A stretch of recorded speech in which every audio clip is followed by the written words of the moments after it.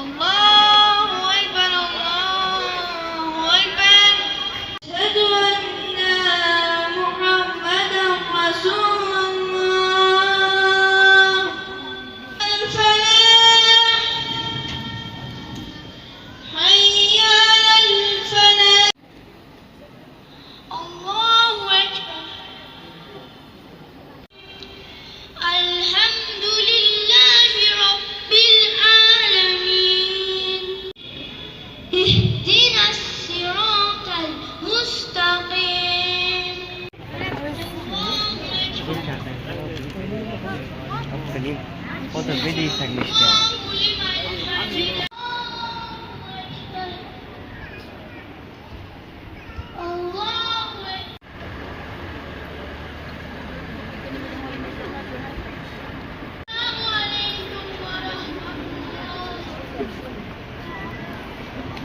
ربنا إنما الفاتحة محمد صلوات.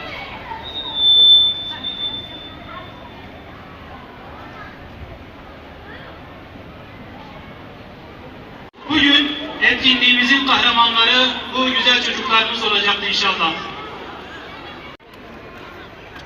Euzu billahi mineşşeytanirracim.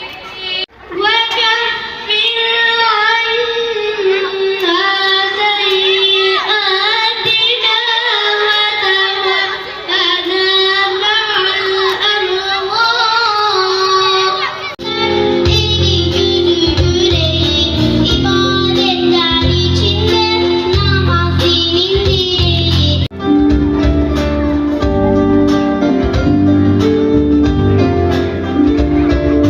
Allah'a ulaşmanın bulunur huzuruna çağırır, beş kez küçük bulunur. Huzuruna çağırır, beş kez küçük bulunur. Sabah öğle içinde benim nur çiçeklerim. Rabbel alemin ve kadirine biyemin, deme çaker serimin doğabik şairimiz. Rabbel alemin ve kadirine biyemin, deme çaker serimin doğabik şairimiz. En güzel amel vaktinde kılınan namazdır. Namaz evin bereketidir. Cennetin anahtarı namaz, namazın anahtarı ise abdesttir. Sabah namazı huzurdur, huzura ulaşanlara selam olsun. Ey Fatma, sana yemin ederim ki peygamber kızı olsan da namaz kılmadıkça cennete giremezsin.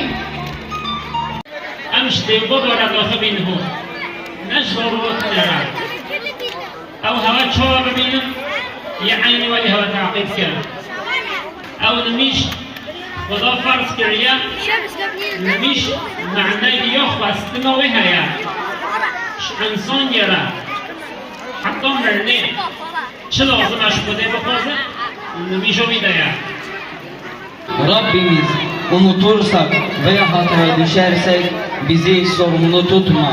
Amin. Ey Rabbimiz, bizden öncekilere yüklediğin gibi bize de ağır bir yük yükleme. Amin.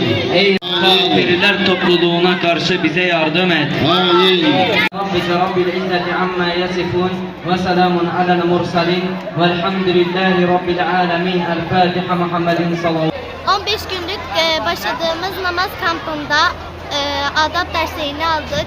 Namaz kılmayı öğrendik, abdest almayı öğrendik, ayet ve sureleri ezberledik. Bu fırsatı bize sunan abilerimizden ve bize yardım eden hocalarımızdan Allah razı olsun. Hepinize teşekkür ederim.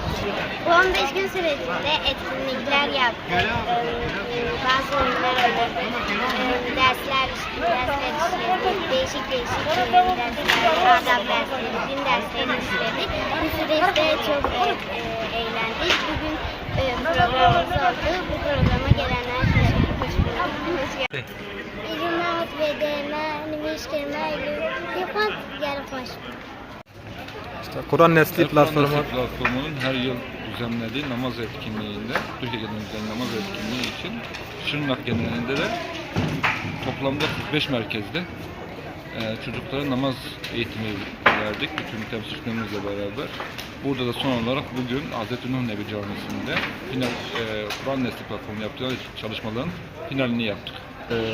Katılımcılara, çocuklara ve katıda bulunan değerli hocalarımıza teşekkürlerimizi sunuyoruz. Teşekkür ederim.